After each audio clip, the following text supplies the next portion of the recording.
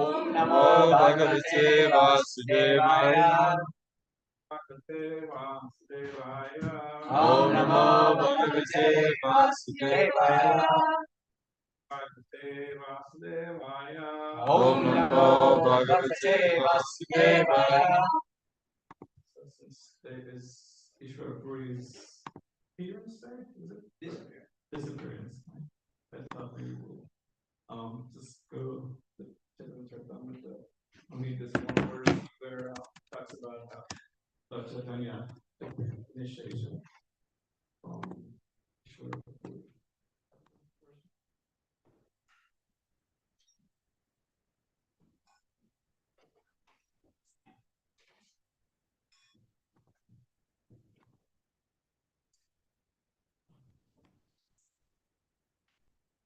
Ishwara Puri Rupe Ankura Pushpahaila Ishvara Puri Rupe Ankura Pushtahaya Chaitanya Mali Skanda Upajila Apane Chaitanya Mali Skanda Upajila Ishvara Puri Rupe Ankura Pushtahaya Shri Ishvara Puri Rupe Ankura Pushtahaya Apane Chaitanya Mali Skanda Upajila Apane Chaitanya Mali Skanda Upajila Ishvara Puri Rupe Ankura Pushtahaya Shri Ishvara Puri Rupe Ankura Pushtahaya Apane Chaitanya Mali Skanda Upajila Apane Chaitanya Mali Skanda Upajila Shri Ishvara Puri Rupe Ankura Pushtahayala Shri Ishvara Puri Rupe Ankura Pushtahaya Apane Chaitanya Mali Skanda Upajila Apane Chaitanya Mali Skanda Upajila Shri Ishvara Puri Rupa Ankura Pushtahaya Shri Ishvara Puri Rupe Ankura Pushtahaya Chaitanya Mali Skanda Upajila Apane Chaitanya Mali Skanda Upajila Let's do the translation together. The seed of devotional service next sanctified form of Shri Ishvara Puri, and then the gardener himself, Chaitanya Mahaprabhu, became the main trunk of the tree of devotional service.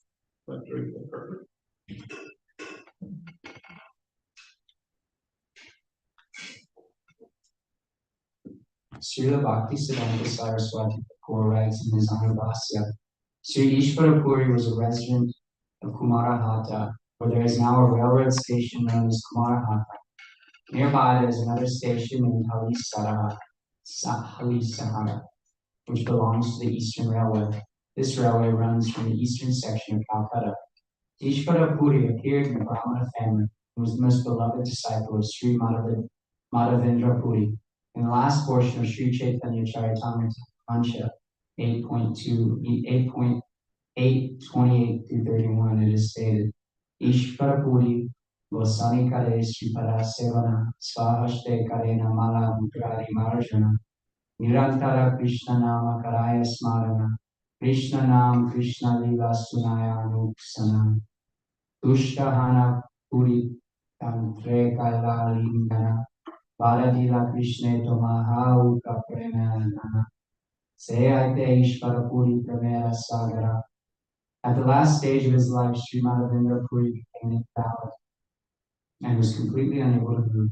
And Ishvara Puri so completely engaged himself in his service that he personally cleaned up his stool and urine, always chanting the Hare Krishna Maha Mantra and reminding Sri Madhavendra Puri of the pastimes of Lord Krishna in the last stage of his life. Ishvara Puri gave the best service among his disciples. Thus, Madhavendra Puri, being very pleased with him, blessed him, saying, My dear boy, I can only pray to Krishna that he will be pleased with you. Thus, Ishvara Puri, by the grace of his spiritual master, Sri Madhavendra Puri, became a great devotee in the ocean of love of God. Srila Vishwanath Chakravarti states in his Guru Vashtaka prayer, Yasya prasada bhagavat prasada, Yasya prasada nagati kutopi. By the mercy of the spiritual master, one is blessed by the mercy of Krishna. Without the grace of the spiritual master, one cannot make any advancement. It is by the mercy of the spiritual master that one becomes perfect, as vividly exemplified here. A Vaishnava is always protected by the Supreme Personality of God. But if he appears to be an invalid, this gives a chance to his disciples to serve him. Ishvara Puri pleased his spiritual master by service, and by the blessings of his spiritual master, he became such a great personality that Lord Chaitanya Mahaprabhu accepted him as spiritual master. Srila Ishvara Puri was the spiritual master. Would anyone else like to take that? Srila Ishwara Puri was the spiritual master of Sri Chaitanya Mahaprabhu, but before initiating Lord Chaitanya, he went to Navadvip and lived for a few months in the house of Gopinath Acharya. At that time, Lord Chaitanya became acquainted with him, and it is understood that he served Sri Chaitanya Mahaprabhu by reciting this book, Krishna Lila Nita. This is explained in Sri Chaitanya Bhagavata Abhikanda, chapter 11. To teach others by example how to be a faithful disciple of one's spiritual master, Sri Chaitanya Mahaprabhu, the Supreme Personality of Godhead, visited the birthplace of Ishwara Puri at Kumarahata and collected some earth from his birth site. This he kept very carefully, and he used to eat a small portion of it daily.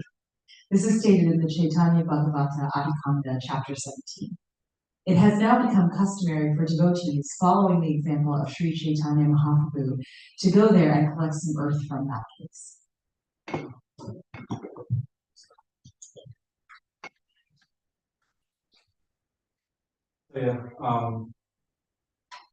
Yeah, Lord Chaitanya was Krishna himself, but yeah, he had this amazing and loving relationship with his devotees.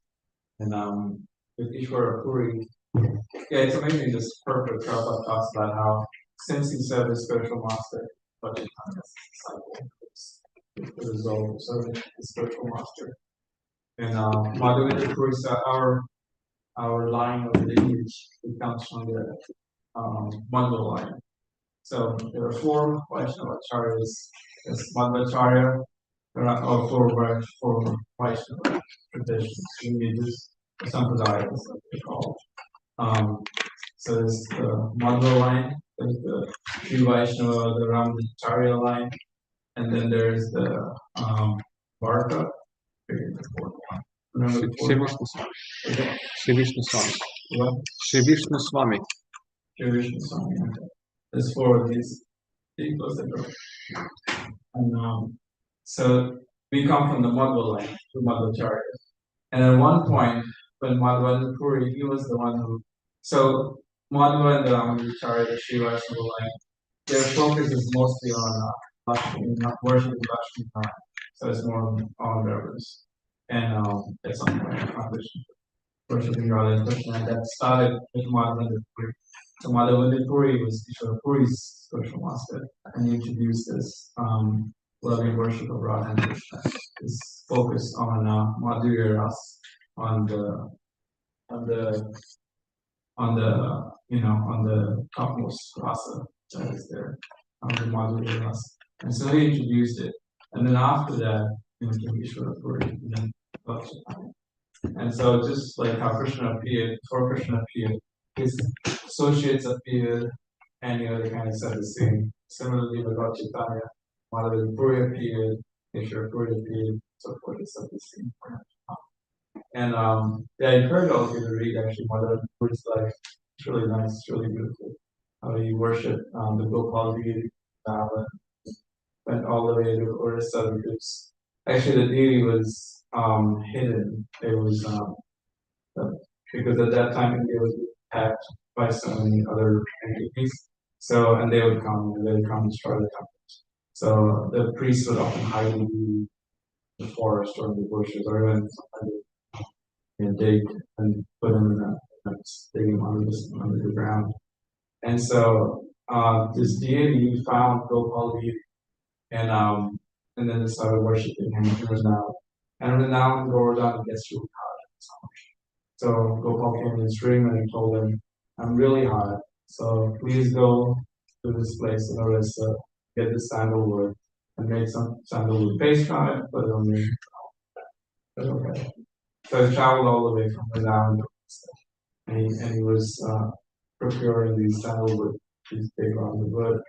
And that time in India it was all different kingdoms actually, so it's almost like crossing different countries. And sandalwood is no ordinary wood. So when you go through these different borders, you gotta pay tax for it. And also you can be attacked by dead goats. So then again, when he was in Orissa, Gopal came in his dream and he said, well, you don't have to come all the way back to the town. I'm also there in Orissa as Kirchhoff Gopinath. And of course you don't know Kirchhoff yet. Kirchhoff means when you stole the sutras. And so he told him you can put the paste on me over there. And the history of the deity is that Sita had asked Ram, what would you look like with Peter next to you? So Lord Ram with his arrow and carved the deity of Gopinath. And so that Gopinath is still being worshipped in Yamuna Orissa. And so when Madhavendra Puri was there, after the sandalwood paste.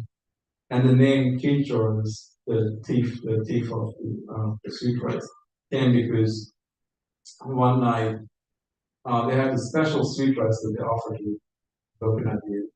and Madhavendra Puri was there admiring how the pujaris offered this really nice sweet rice to the deity. And he was thinking like, oh, if I could just taste it a little bit, then I can maybe become my Gopal deity without. And so when he thought that, he was like, oh no, before Krishna accepted, before they offered, I thought, oh God, it's not such a nonsense. So he left the temple, went to the marketplace, and he was doing his japa. He was just really excited about it. So then Pujari, he put the deity to bed, sleep in the temple, and then the Pujari went to bed himself.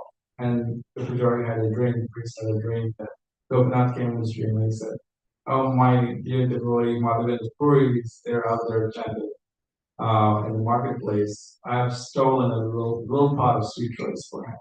It's beneath it's under my, it's stuck under my clothes. So please go get it. Please give it to Madhavendra Puri. Tell him that Gopinath stole it. So then the priest woke up and took a shower and went to the altar and saw that behind Krishna had just stolen, kept the little pot behind his clothes. And so he picked that and he came out running and was yelling in the marketplace. He was saying, oh Madhavendra Puri, oh most fortunate one, even Gopinath has stolen the sweet rice for you, please come take it. So then Madhavendra Puri came, took it, honored it. His samadhi is, I believe, does anyone remember, is this samadhi over there? And or is it without the wrist itself, near the temple? Anyways, but then so yeah, he accepted the sweet rice, and he did similar thing. He kept a clay pot. He would eat a little bit of the clay pot. So Madhavendra Puri had really, strong devotion for Krishna, and then he had his disciple Ishwara Puri, and then Ishwara Puri was, and that's such a good point that he was such a humble disciple of Madhavendra Puri, and he was a great preacher, but also he was just active in the service and the Madhavendra Puri was leading the body. And because of that, Lord Chaitanya was so happy to take initiation from him. And you would think, Lord Chaitanya is Krishna himself, like why does he need the initiation? He's starting everything. But just to show the example, he set the mood, And even Krishna himself had a guru in his school, he had his teacher. And he would Krishna would go collect the wood for the fire and for cooking and everything else to do. And but Ishwara Puri also did this meal service. And in the Chaitanya Charitamrita it explained that there was another disciple, it's not mentioned here at this point, but there was another one, Ramachandra Puri, and he was a little puffed up. And so when Madhavendra Puri was, explaining how he was a little invalid, and his body functions were just going down, and he was just lamenting. He was lamenting over. It was like I have no love for Krishna, something to that extent. Lamenting like that, and then Ramachandra Puri, so proud. He told us he started quoting verses from the Bhagavad Gita. Oh, Gurudev, why are you lamenting? You're not this body. There was a verse he quoted. Brahma Bhuta Prasanatma Nasochiti Kamshiti. One who's situated in the Brahman doesn't bring you over into this body. So at that point, Madhavendra Puri said, all right, you get out of here. Before you leave. So in an Ishwara Puri, of course, Madhavendra Puri nicely. And then later, later than Lord Chaitanya, as the purpose mentioned, he heard Ishwara Puri his this composition he had. So Ishwara Puri, when he saw Lord Chaitanya, it was not, it wasn't, there wasn't like, oh yeah, I'm not sure who is this person. He knew, and so he wanted to serve him. So he read this composition he had, Krishna Lilamrita. And Ishwara Puri understood when Lord Chaitanya later met him in Dwara. So Lord Chaitanya's father had passed away. And the Vedic tradition is that you have to offer these various oblations for several years actually. But especially after the father's passed, after some time, you offer these basically so pinda. So you offer prasadam to the deity of Vishnu, and then you offer Prasadam to the devotees, to the brahmanas. And so he went there to do that. And so he went to Gaya, which is north of Bengal. And so he went there, and Shurapuri was there. That's where he took the initiation from the Shura, and the chanting of Hare Krishna. And before that, Lord Chaitanya was of course very devotee, but also he was a little more scholarly teacher. But then after that, he became a madman, kept chanting Hare Krishna. And when he came back, his mother Sachi was concerned. Oh my God, my son, what's happened to him? He's become Hare Krishna. He's gone crazy. She called it deprogramming. She actually did call this how do you say it in English? This medicine man, I guess. But it's not the traditional Vedic one. She even calls somebody who's like, it's like a mixture of Hindu and Muslim tradition. Anyway, so he came and he was trying to see, oh, what's wrong. Initially, she caught like a Ayurvedic doctor, and he said, oh, his hair, his body hairs are all messed up. So I don't know what he recommended. But after that, yeah, she got this other guy and he tried to do some stuff and work. So then she called Shiva's doctor, like, I don't know what's happening with Dima. And Shiva's doctor said, oh, he has love of God. So you don't have to call these people for cure.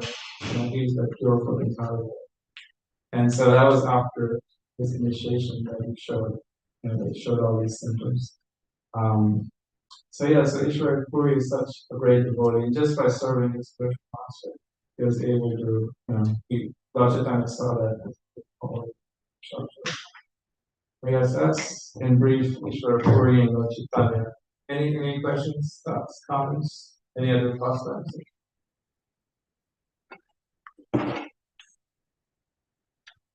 Once I heard the story, the story of Srila Prabhupada, and he asked his disciples, so what is the most holiest places of all holy places? Most holiest place of all holy places. And naturally, the disciples was answering, Vrindavan. No.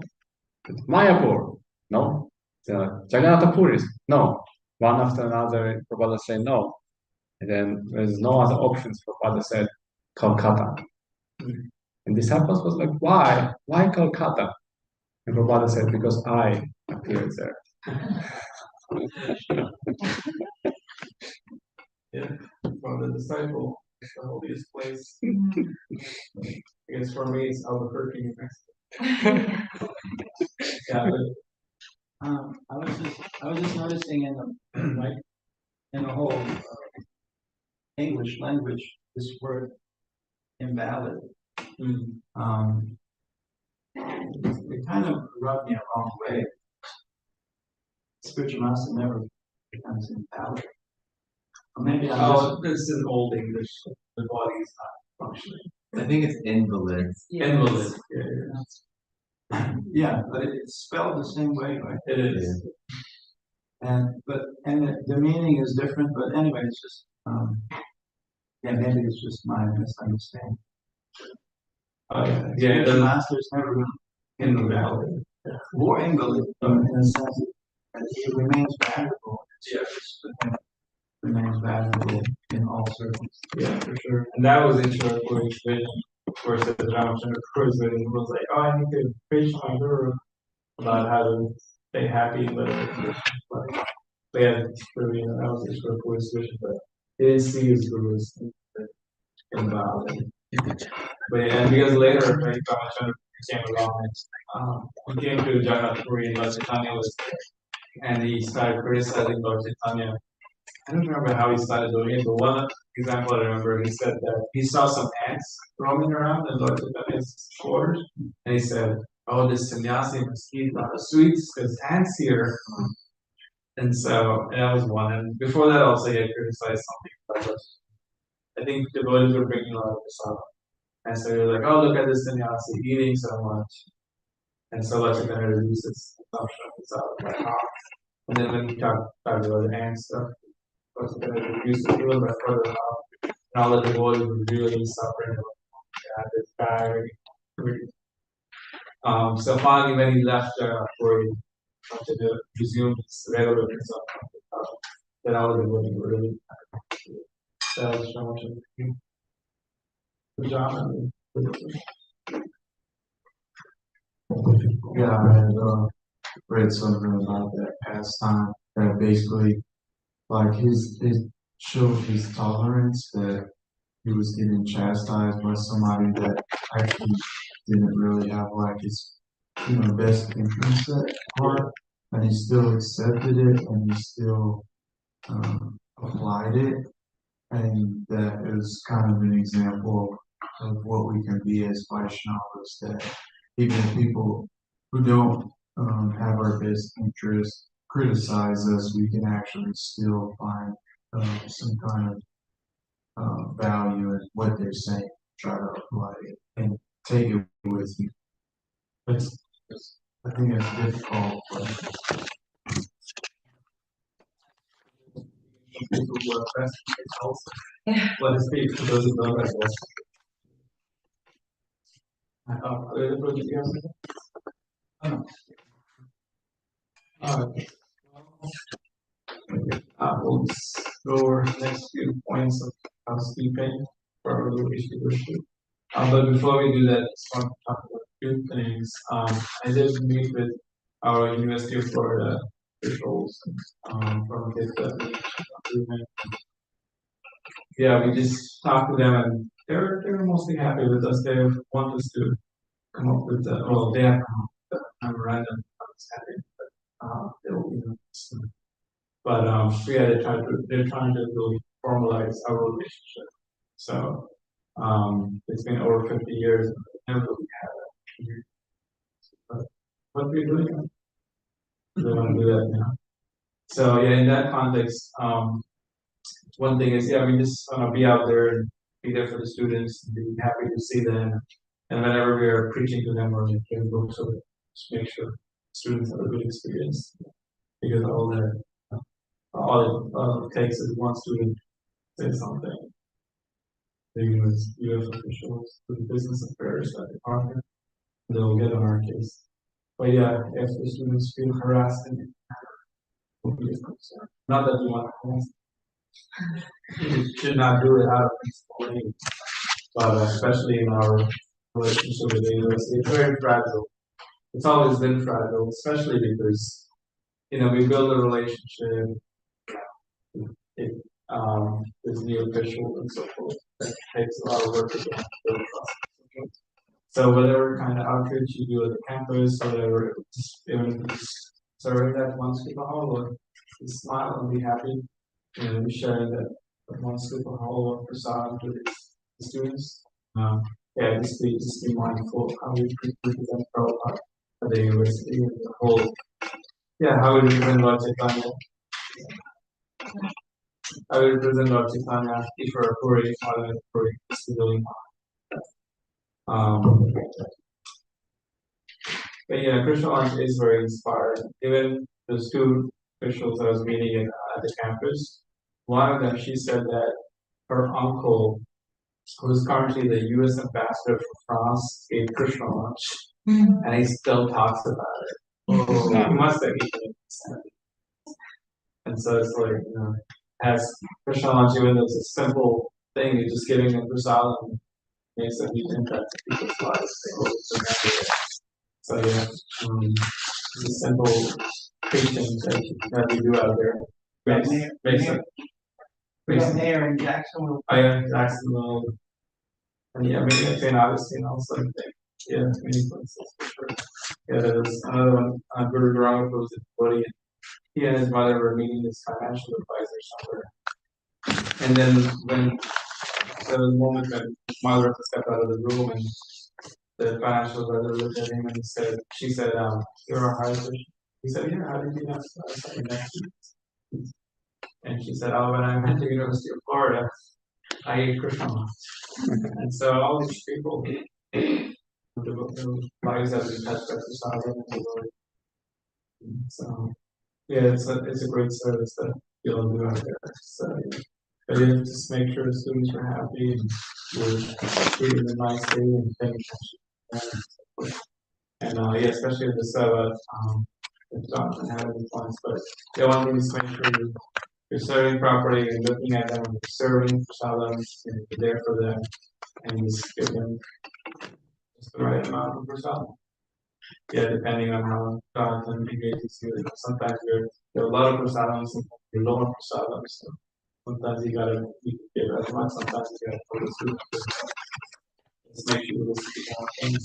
Maybe just keep an eye on the amounts of prasadam. Do you have any comments about that? Sure.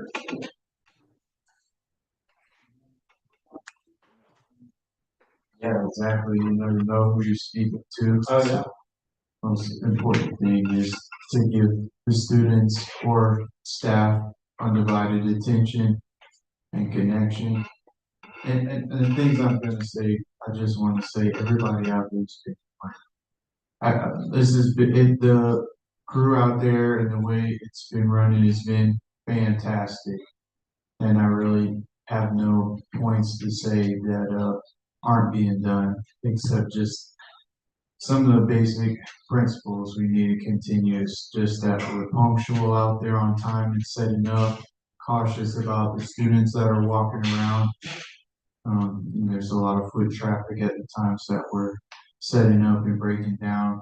And yeah, just always having that mindset that they have the right of way, and that we're there to serve them. So just be cautious about your interactions with them as well. And we don't want to dump too much esoteric knowledge on them when we're serving them in line.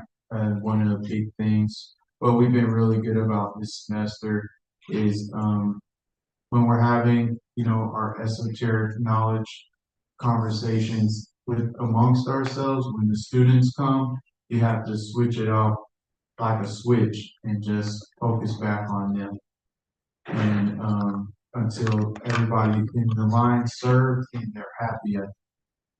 And if anything comes up, if any curveball questions come or inquiries that you're not sure how to handle, you can direct them to me immediately or whoever's working at the plates table, because that person will be they'll be informed on how to handle some of those financial questions. Any financial questions? Plates table? Plates table. Oh, ticket table, plates table, they'll know how to answer those questions. So anything financial, we're not saying when they say, well, how much does it cost? You can just say, go to the ticket table to get a ticket. Or, just that's it, direct. It's all about redirection because we can't say that it's free today. We can't say that it costs $6. Like Shruti was saying, those things are really fragile. So yeah, we just have to watch the portions too. It's going to be a little tricky and up and down while our numbers are building back up, which they are. So sometimes we're going to run a little low, and on some things we may have a large quantity of. So yeah, I'm always going to have to make some adjustments and say, hey, serve a little less, or hey, here's the black spoon, just start shoveling it out. So everybody who's on the line has to be flexible with when those things change. And anyway, yeah, the main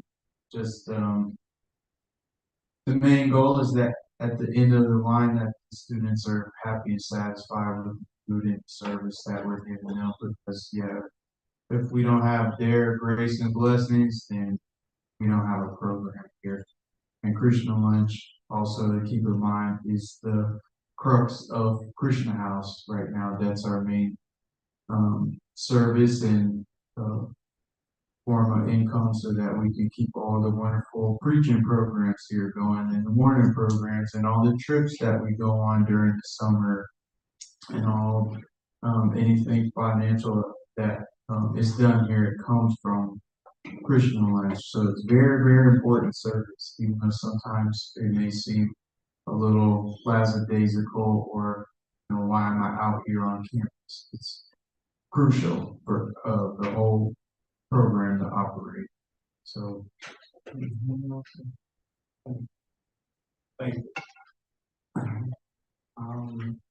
Last thing I want to talk about is Dr. Shah. So there's this professor who I mentioned this morning, Dr. Shah. He's not Prabhupada at the University of Florida. He came from India in the early 20s. And first time out of India. And he tells me stories about how now he's like 86. He lives at this Indian retirement home. So I met him on Friday. You know, when he came to India, he told me up to US. He told me how the first flight he ever took was to the US. And so, you know, in the flights they give you the tea, right? They give you a little pouch for the tea and a little pouch for sugar.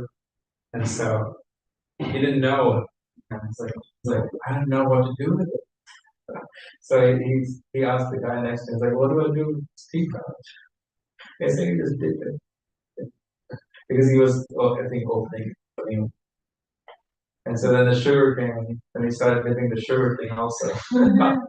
Just to give you an idea, I mean, it's coming all over. And then he came here, and he saw Prabhupada on the campus. It's really impressed.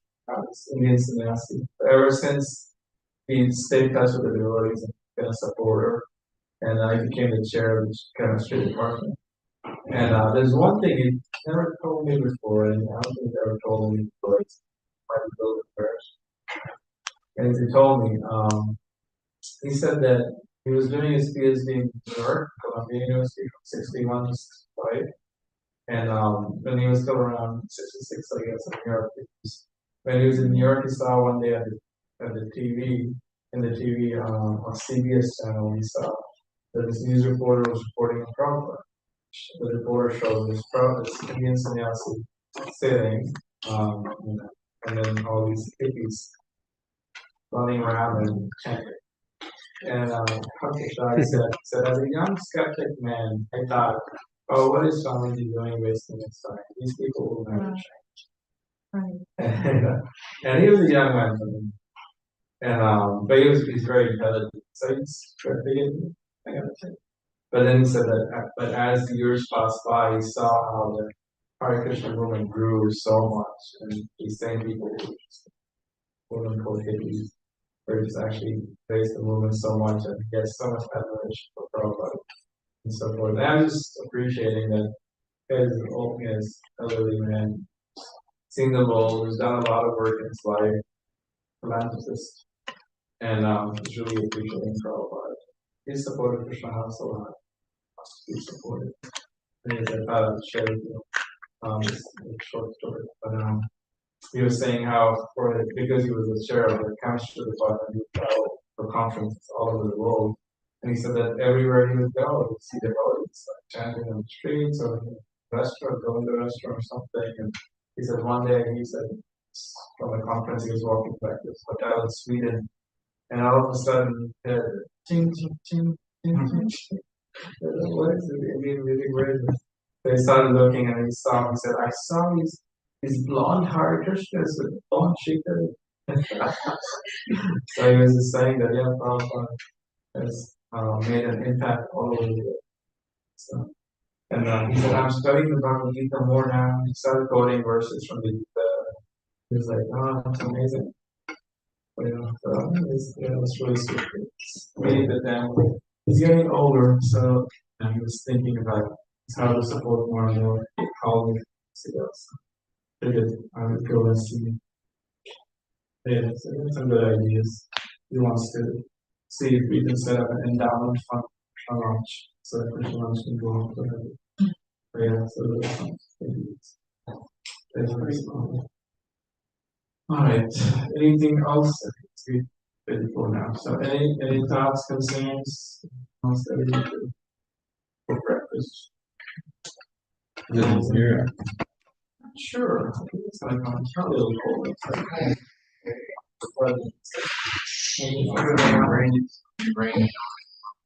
Oh yeah, probably have tents and all that. Yeah, please wear warm clothes. Probably cold out of campus. But angel, there you go. Gracias. Arriba.